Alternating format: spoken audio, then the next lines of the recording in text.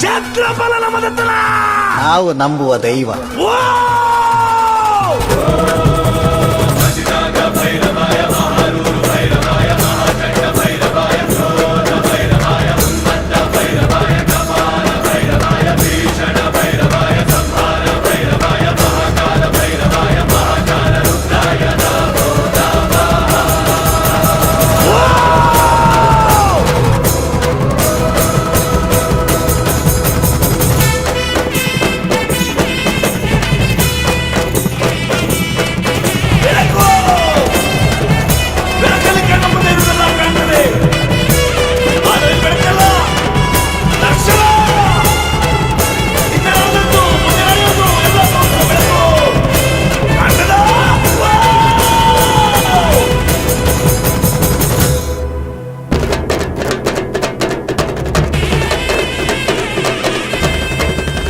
ಈ ಎಲ್ಲಾ ಗಣಗಳು ಬಂದು ನೆಲೆಸಿದ್ದು ಈ ಪುಣ್ಯ ಮಣ್ಣಿನಲ್ಲಿ.